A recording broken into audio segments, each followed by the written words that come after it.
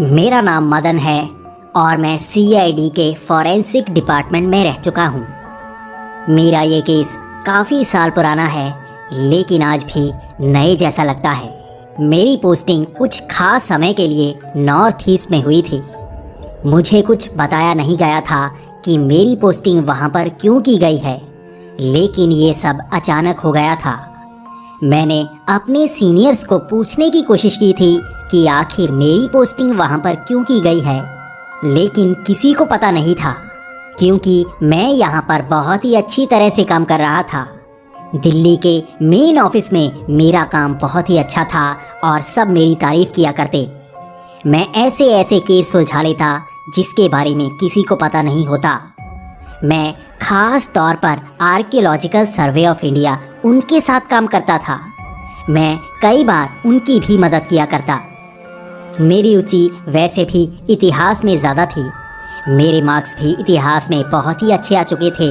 इसी के साथ मुझे फॉरेंसिक डिपार्टमेंट की नॉलेज भी बहुत ज़्यादा थी। हो सकता है इसी कारण मेरी पोस्टिंग नॉर्थ ईस्ट के एक शहर में हुई थी। मैं आपको इस शहर का नाम नहीं बता सकता, क्योंकि मैं आपको डराना नहीं चाहता। ये किस्सा था ही कुछ ऐसा। कुछ साल पहले मेरी पोस्टिंग वहाँ पर हो गई थी और मैं अपना सारा सामान बांधकर वहाँ पर पहुँचा। वैसे भी हम लोगों की पोस्टिंग इसी तरह से कुछ खास जगहों पर हो जाती है, जिसके बारे में हम अपने परिवार वालों तक को नहीं बता सकते। हमें एक खुफिया मिशन दिया जाता है जिसमें हमें कुछ ढूंढना होता है। मैं कई बार एंटी टेररिस्ट स्क्वाड के साथ भी काम कर चुका था। इसी तरह मेरी पहचान ज़्यादातर काफ़ी बढ़ चुकी थी। शायद इसीलिए मेरी पोस्टिंग यहाँ पर हुई थी। मैं सोचकर आया था कि यहाँ पर कुछ खास केस होगा जो पुरातन विभाग वालों ने मेरे लिए रखा होगा, लेकिन जब मैं वहाँ पहुँचा तो मेरे होश फाख्ता हो गए। मैं जब इस शहर में पहुँचा तो मुझे पता था ये शहर काफ़ी खुशहाल शहर है और यहाँ पर ये बड़ी ही तेज़ी से उन्नत हो रहा है, लेकिन जब मैंने वहाँ पर पैर रखे तो मेरे होश उड़ गए। चारों तरफ सन्नाटा छाया हुआ था। ऐसा लग रहा था जैसे यहाँ पर धारा 144 लगाई गई हो, जैसे यहाँ पर कोई बाहर निकलता ही ना हो। ये काफ़ी पुरानी बात थी और आजकल कोरोना की तरह ही वहाँ पर हर तरफ बंद कर दिया गया था। आज हम इस बात को समझ सकते हैं कि एक बीमारी फैल जाने से चारों तरफ कैसे बंद हो जाता है, लेकिन उस समय तो ऐसा कुछ नहीं था। आखिर क्यों एक पूरे भरे शहर को इस तरह से बंद कर दिया गया था? मैं तो जैसे सड़क पर अकेला घूम रहा था। मैं जब यहाँ पर पहुँचा तो मुझे ना तो कोई ऑटो दिखा और ना ही कोई गाड़ी। मैं तो इस तरह से हैरान था जैसे किसी और ही देश में आ गया हूँ। यहाँ पर कोई नज़र नहीं आ रहा था। सिर्फ एक ही गाड़ी मेरे सामने खड़ी थी और वो मेरे डिपार्टमेंट की थी। मैं उस गाड़ी के पास गया तो मुझे वहाँ पर रोहन मिला। रोहन भी इसी डिपार्टमेंट में काम करता था और मैं काफ़ी सालों से उसे नहीं मिला था। मैं उसकी गाड़ी में बैठ गया, लेकिन मेरे सवाल मेरी ज़बान से निकले जा रहे थे। मैं जानना चाहता था ऐसे हालात कैसे पैदा हो गए कि यहाँ पर किसी का बाहर निकलना सही नहीं रहा। रोहन भी बात करने के मूड में नहीं था। उसने बस इतना ही कहा कि ऑफिस जल्दी से जल्दी पहुंचना होगा, यहाँ पर सुरक्षित नहीं है। ये मेरे लिए काफ़ी अजीब बात थी, क्योंकि इन इलाकों में कोई आतंकवादी हमला भी नहीं होता। इस तरह से खौफ मैंने पहले किसी की आंखों में नहीं देखा था। ये इलाके तो सबसे सेफ माने जाते हैं, क्योंकि ये बाकी इलाकों से एक तरह से कटे हुए हैं और ये ज़्यादा बड़े शहर नहीं हैं। लेकिन रोहन के साथ गाड़ी में बैठे मेरा दिमाग जैसे दूर दूर तक चल रहा था। ये गाड़ी जिन सड़कों से जाती वहाँ पर ऐसा सन्नाटा फैला हुआ था जैसे कोई ज़ॉम्बीज़ का अटैक हो गया हो। मेरे दिमाग में फिल्मों वाले वो सारे सीन आ रहे थे जिसमें ऐसा हुआ दिखाया जाता है, लेकिन मेरी घबराहट जैसे बढ़ती जा रही थी।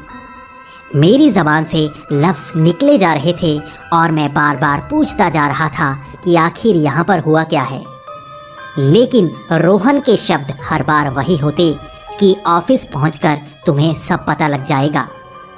मेरी घबराहट बढ़ती जा रही थी और रास्ता खत्म होने का नाम तक नहीं ले रहा था।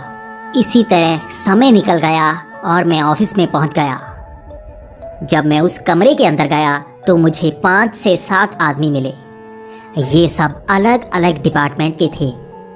कोई तो आर्मी से आया था तो कोई एयरफोर्स से। सब जैसे एक दूसरे से अनजान थे।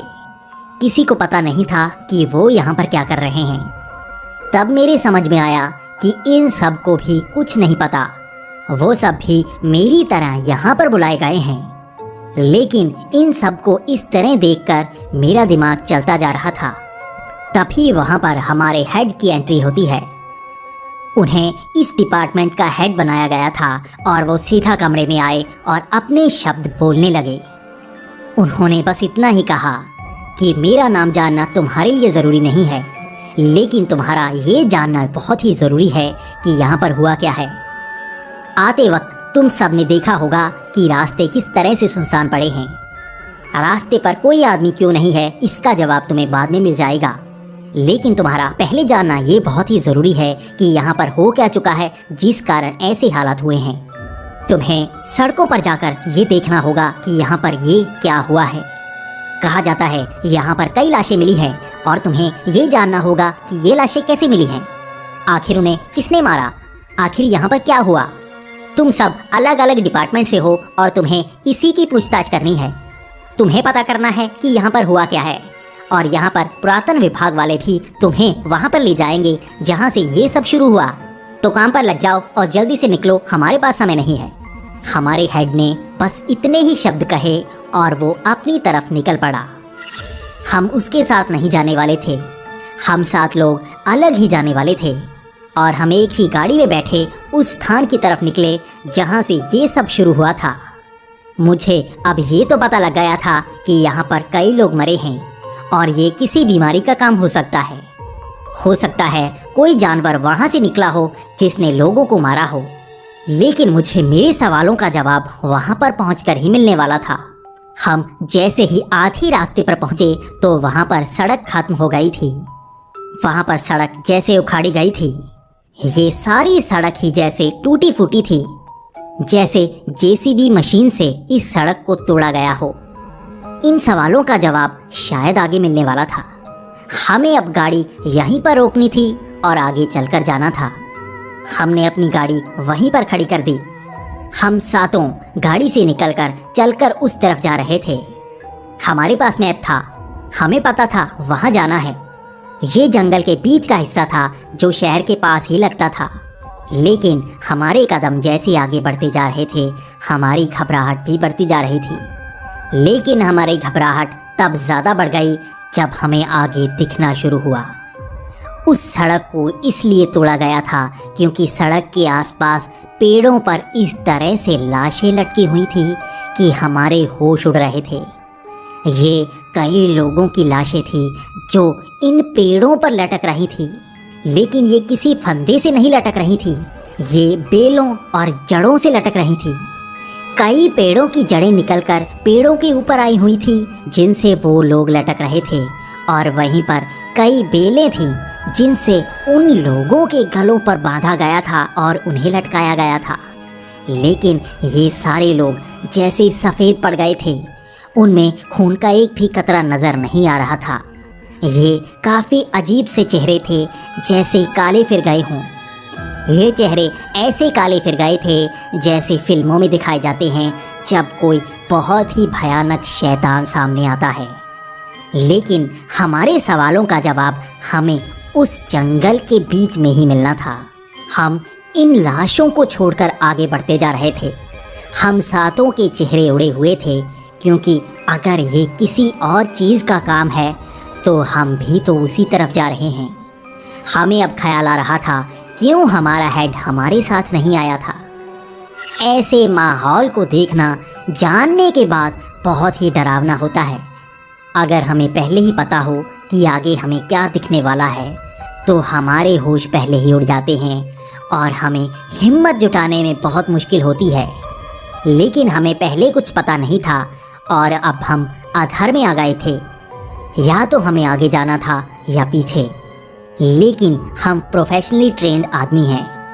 हमें हमेशा आगे बढ़ने का ही सिखाया जाता है। हम उसी सड़क के सहारे आगे बढ़ रहे थे। अब आगे पेड़ों पर लाशें नजर नहीं आ रही थी, बल्कि ये पेड़ ही सड़े हुए नजर आ रहे थे। ये तो ऐसे थे जैसे कोई बीमारी यहाँ पर फैल गई हो और ये पूरे के पूरे पेड़ सड़ रहे हों। यहाँ पर सड़क के बीच ही पानी आ चुका था और ये सड़क नहीं बल्कि एक दलदल नजर आ रही थी। हमारी आंखें फटी की फटी रह रही थी। ये कुछ दिनों का काम नहीं था। ऐसा लग रहा था कई सालों से ये कुदरत इस तरह से सड़क को सोख रही हो और आज ये सड़क ऐसी बन गई हो। लेकिन हमें इंस्ट्रक्शन दी गई थी कि पिछले 3 दिनों में ये सब हुआ है जिसने इस शहर को परेशान कर दिया है। मुझे भी बस यही बताया गया था कि इस शहर को परेशान कर दिया गया है, लेकिन मुझे ये कभी नहीं बताया गया था कि किस तरह से परेशान किया गया है। इस शहर के लोग इस तरह से मरे हैं कि मैं आपको बता नहीं सकता। ये लाशों ने मेरे अंदर की आत्मा को झकझोर दिया था। ये लाशें 1-2 नहीं थी बल्कि दर्जनों के हिसाब से थी। पेड़ों पर जिस तरह से फल लटके होते हैं, ये लाशें उस तरह से लटकी हुई थी और उसके बाद इस तरह सड़े हुए पेड़ हमारी घबराहट बढ़ा रहे थे।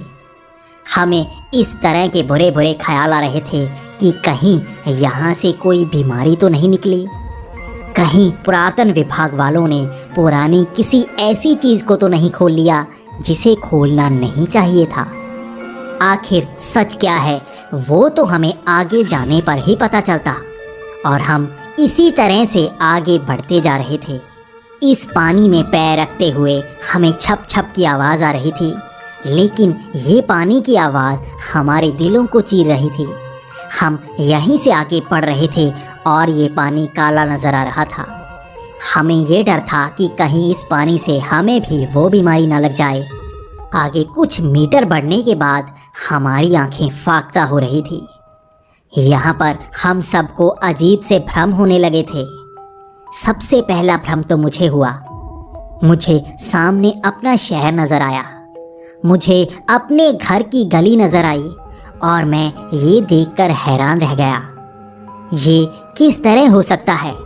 मैं इस जंगल के बीचों बीच हूँ और यहाँ पर मुझे अपना घर नज़र कैसे आ रहा है? इसी तरह सबको यही नज़र आ रहा था। किसी को अपना घर दिखा तो किसी को अपना ऑफिस, किसी को अपनी माँ दिखी तो किसी को अपने बच्चे।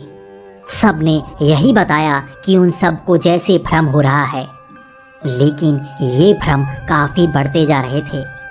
अब हम सबको एक ही चीज़ नज़र आने लगी थी और ये चीज़ बड़ी ही अजीब थी। हमें जैसे यही वाला शहर सामने नज़र आ रहा था। हमने पैर रखे और जैसे हम अब शहर के बीच में आ गए थे। यहाँ पर लोग सड़कों पर चले जा रहे थे, यहाँ पर पूरी भीड़ थी और हम सब हैरान थे। जब हम इस शहर में आए थे तो यहाँ पर कोई नहीं था, लेकिन अब तो जैसे इस शहर में हर तरफ लोग ही लोग थे, जैसे सब कुछ पहले जैसा हो गया हो। लेकिन हम एक बात जानते थे कि ये एक भ्रम है, क्योंकि जंगल के बीचों बीच शहर नहीं हो सकता और ये चारों तरफ से जैसे हमें धुंधला सा नज़र आ रहा था। हम जानते थे ये सच्चाई नहीं है, लेकिन इस जगह पर ये कैसी चीज़ें नज़र आ रही थी। हम सब हैरान थे और परेशान भी थे। हम इस शहर की सड़कों पर आगे बढ़ रहे थे। हमें नक्शा आगे बढ़ने की तरफ कह रहा था, तो हम अब इस सड़क से आगे बढ़ रहे थे। नक्शे में इसे जंगल बताया गया था, लेकिन हम तो जैसे इस शहर के बीचों बीच थे। यहाँ पर चारों तरफ लोगों की चहल पहल थी जो एकदम से अब जैसे शांत हो रही थी। हमें एक ऊंची आवाज़ और एक थर्राहट सी सुनाई देने लगी। ये जैसे कोई बड़ी सी मशीन इस तरफ आ रही हो। सब लोग खड़े होकर उस तरफ देखने लगे थे। तब हमारी नज़र पड़ी सामने आ रहे एक तूफान पर। ये काले रंग का तूफान था जिसने पूरे आसमान को निगल लिया था। इस तूफान में काली काली परछाइयाँ नज़र आ रही थी। ये देखने में काफ़ी डरावना था, लेकिन हम इसे भ्रम मान रहे थे। ये तूफान शहर की तरफ बढ़ता जा रहा था और लोग उसे देखकर डरने से लगे थे। लेकिन जैसे ही वो तूफान शहर के ऊपर आया तो उसमें एक बड़ी सी परछाई नजर आई। ये बड़ी ही अजीब सी परछाई थी जिस पर सिर्फ एक ही आंख नजर आ रही थी। ये कोई अजीब सा जानवर था जो बहुत ही विशाल था। ये सब हमारी आंखों के सामने नजर आ रहा था। हम नहीं जानते थे कि ये क्या हो रहा है, लेकिन हम सब अब डरने से लगे थे। ये एक आंख वाला प्राणी इस बड़े से तूफान के बीच से नजर आ रहा था, और वो भी काली परछाई की तरह। बस उसका एक छोटा सा अक्स नजर आ रहा था, और उसके बाद वो छोटी छोटी परछाइयाँ जैसे लोगों पर टूट पड़ी। वो परछाइयाँ लोगों को उठाकर ले जा रही थी। वो तो जैसे लोगों पर हमला कर रही थी और उनके अंदर समा रही थी। लोग तड़प रहे थे, लोग सड़कों पर गिर रहे थे। ये तो जैसे शैतानों का हमला सा था। हम अब समझ नहीं पा रहे थे कि ये क्या हो रहा है। और उसके बाद फिर से हमें आगे वही पेड़ नजर आने लगे। इन पेड़ों पर अब उन लोगों को लटकाया जा रहा था, और इसे वो परछाइयाँ नहीं लटका रही थी, बल्कि उन पेड़ों की जड़ें और टहनियाँ जैसे खींच कर लटका रही थी। जैसे वो बेलें खुद ब खुद लोगों के गले में लिपट रही हों और उनको खींचकर उन पेड़ों के ऊपर ला रही हों। ये तो जैसे हमें इतिहास दिखाया जा रहा था। हो सकता है यही सब यहाँ पर हुआ हो और ये हमें दिखाया जा रहा था। हमें ये धुंधला सा नजर आ रहा था, लेकिन हम सब घबराहट से पूरी तरह से डर रहे थे। लेकिन हम जैसे ही आगे बढ़े तो वो भ्रम जैसे टूट सा गया। हम अब जानते थे कि ये सब हमें दिखाने के लिए था, और इस इलाके में ये भ्रम एक तरह से जुड़ गया था। हम अब आगे बढ़ते जा रहे थे और वो जगह काफ़ी पास थी। हम इस जंगलों को चीरते हुए जब उस जगह पर पहुँचे तो वहाँ पर हमें बड़े बड़े खंडहर नज़र आए। इन खंडहरों में कई लोग बैठे हुए थे जो एक दूसरे की तरफ देख रहे थे। वो जैसे हमारा ही इंतज़ार कर रहे थे। वो जैसे हमसे कोई आस लगाए बैठे हों। हम वहाँ पर पहुँचे तो उनसे बातचीत होना शुरू हो गई। हम सातों अब उनसे जानना चाहते थे कि यहाँ पर हुआ क्या है, और रास्ते में हमें जो नज़र आया उसको कोई समझा सकता है या नहीं। तब हमें वहाँ पर पुरातन विभाग के हेड डॉक्टर पांडे मिले। डॉक्टर पांडे हमें एक जगह पर ले जा रहे थे। हम जब उस जगह पर पहुँचे तो वहाँ पर खंडहर जैसे पुराने मंदिर की तरह था। इस खंडहर के नीचे एक गुफा जा रही थी, और हमें कहा गया था कि इस गुफा के नीचे पहुँचना होगा। जब हम उस सीढ़ियों के सहारे उस गुफा के नीचे पहुँचे तो वहाँ पर जैसे महल जैसे हालात हों। ये पूरी गुफा संगमरमर से बनी हुई थी, लेकिन ऐसी गुफा यहाँ पर है और हमें इसकी खबर तक नहीं मिली। ये खबर पूरे देश में फैल जानी चाहिए थी, लेकिन इसकी बात तो बाहर तक नहीं हो रही। आखिर ऐसा क्यों है? उस संगमरमर की गुफा से आगे निकलते हुए जैसे ही हम सीढ़ियों से उससे भी नीचे पहुँचे तो वहाँ पर सोने की सिल्लियाँ गिरी हुई थी। ये सोने की सिल्लियाँ हमारी आंखों को चीर रही थी, लेकिन डॉक्टर पांडे का कहना था किसी सिल्ली को हाथ मत लगा लेना। उसके बाद तुम्हारे साथ क्या होगा इसकी जिम्मेदारी मैं नहीं लेता, लेकिन लालच में आकर इनको हाथ मत लगा लेना। तुम्हारे साथ कुछ बहुत ही बुरा होगा, इसकी जिम्मेदारी मैं नहीं लेता।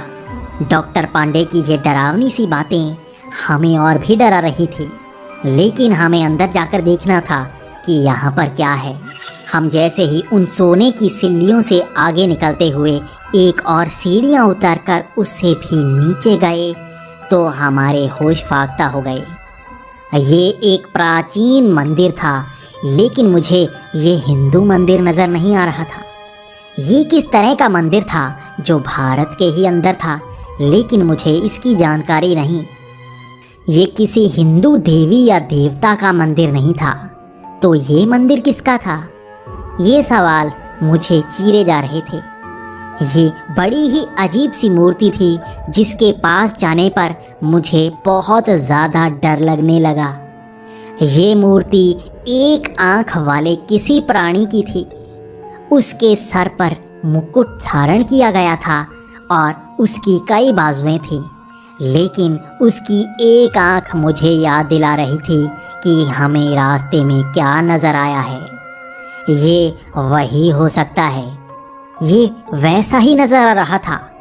हमें बस अक्स नज़र आया था, लेकिन ये बिल्कुल वैसा था। डॉक्टर पांडे हमें ये समझा रहे थे कि ये मूर्ति कई हजार साल पुरानी है, लेकिन इसे हाथ लगाने की कोशिश मत करना। हमें अभी इस पर काफ़ी रिसर्च करनी है और उसके बाद ही पता लगेगा कि हमें इसको हाथ भी लगाना चाहिए या नहीं। इसके बाद डॉक्टर पांडे ने सामने पड़ा एक बड़ा सा प्राचीन संदूक दिखाया। वो संदूक एक गुफा के आगे पड़ा था। डॉक्टर पांडे ने कहा कि इस संदूक के अंदर एक किताब रखी गई है। ये किताब संस्कृत में रखी गई है, जिसे मुझसे पहले इस पुरातन विभाग के हेड मिस्टर गुप्ता ने पढ़ा था। मिस्टर गुप्ता संस्कृत के माहिर थे और उन्होंने यहाँ पर सबके सामने इस किताब को पढ़ा था और हमारे पास वो रिकॉर्डिंग भी पड़ी है। मैं डॉक्टर पांडे से जानना चाहता था कि इस किताब में क्या है, तो डॉक्टर पांडे ने बताना शुरू किया कि ये एक प्राचीन ग्रंथ की तरह है, लेकिन ये कोई अच्छा ग्रंथ नहीं बल्कि शैतानी ग्रंथ है। इसमें शैतानों का वर्णन किया गया है, इसमें दैत्यों का जिक्र किया गया है, इसमें एक ऐसे ही राक्षस की बात बताई गई है जो सतयुग में हुआ करता था। इसका नाम था कुनेत्री। कुनेत्री का वर्णन इस ग्रंथ में बार बार किया गया है। ये ग्रंथ ही कुनेत्री पर आधारित है। कुनेत्री एक ऐसा राक्षस था जिसने तप करके कई शक्तियां हासिल कर ली थी, लेकिन वो अच्छे काम नहीं करना चाहता था। उसने किसी भगवान को धारण नहीं किया था, बल्कि वो सिर्फ मरी हुई शैतानी आत्माओं को खुद में समाना चाहता था। कहते हैं उसने कई हजारों साल तक तप किया और सभी शैतानी आत्माओं को खुद में समा लिया था। वो इतना शक्तिशाली हो गया था कि उसने धरती लोक को अपना निवास स्थान बनाना चाहा। वो धरती पर अपना राज जमाना चाहता था और उसकी शक्तियाँ इंसानों को खाए जा रही थी। उसने कुदरत पर अपना हमला शुरू कर दिया था और उसके पास आने पर कुदरत भी उसमें मिलने लगती थी। पेड़ शैतानी हो जाते थे, गांव उजड़ जाते थे, लोग जैसे उसके अंदर समाते और वो और शक्तिशाली होता जाता। तब लोग उसकी पूजा तक करने लगे थे क्योंकि वो डर हर तरफ फैलने लगा था। लेकिन उसके बाद देवताओं ने अपनी शक्तियों से उसे एक जगह पर कैद कर दिया था। इस ग्रंथ में ये भी लिखा गया है कि कुनेत्री को अगर दोबारा जिंदा किया गया तो वो बहुत ज़्यादा शक्तिशाली हो सकता है। सतयुग से पहले उसके पास ज़्यादा शक्तिशाली शैतानों की आत्माएं नहीं थीं, लेकिन अगर कलयुग में वो जिंदा हो गया तो वो सतयुग, त्रेता युग और द्वापर युग के सब महान शैतानों और अधर्मियों की शक्तियाँ खुद में समा सकता है। इस ग्रंथ में उसे जिंदा करने के कई मंत्र लिखे गए हैं, जिसे पढ़ने की कोशिश डॉक्टर गुप्ता ने कर दी थी।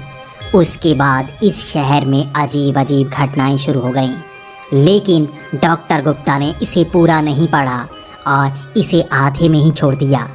इसके बाद डॉक्टर गुप्ता यहीं पर मरे थे और वो भी रिकॉर्ड है वो किस तरह से मरे थे। एक शैतानी परछाई इसी पीछे वाली गुफा से निकली और उनको खींचकर अंदर ले गई। वो जैसे अंदर से चीखें मारते रहे और उनकी मदद कोई नहीं कर सका।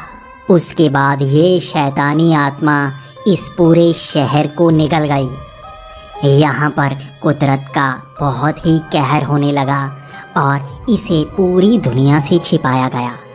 किसी को नहीं बताया जा सकता यहाँ पर क्या है, क्योंकि इसका इस्तेमाल किसी भी तरह से हो सकता है।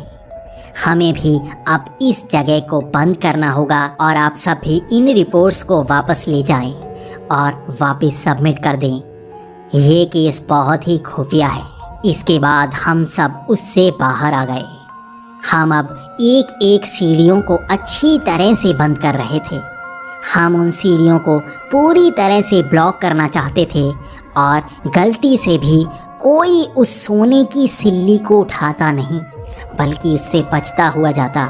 हम इसी तरह से उन खंडहरों से निकले और बाहर जंगलों से वापस आ गए। हम अब उन बड़ी गाड़ियों के सहारे उसी टूटी हुई सड़कों से वापस आ रहे थे। हमने उन 2 दिनों में उस पूरी जगह को बंद कर दिया और नक्शे से उस सब को मिटा दिया। और उसके बाद वहाँ पर एक छोटी सी फैक्ट्री लगाई गई जिसे जला दिया गया। करोड़ों की फैक्ट्री लगाने के बाद कुछ ही घंटे में उसे जला दिया गया। ये इसलिए था ताकि इस पूरी घटना को कवर अप किया जा सके। अगर लोगों को इस बात का पता लगता कि यहाँ पर क्या हुआ है तो कुछ भी हो सकता है। हम उस जगह से अब वापस आ गए थे और हमारी ज़िंदगी अब नॉर्मल हो गई थी। मैं दोबारा अपने ऑफिस में आ गया था और वहाँ पर कवर अप करने के बाद मेरे होश उड़ चुके थे और मेरी ज़िंदगी उस तरह की कभी नहीं रही। मैंने अखबारों में उस जगह की खबर भी पढ़ी जिसमें लोगों ने ज़्यादा ध्यान नहीं दिया। उस खबर में बताया गया था कि एक केमिकल फैक्ट्री में आग लग गई जिससे एक जहरीली गैस निकली जिसने उस शहर के कई लोगों को मार दिया।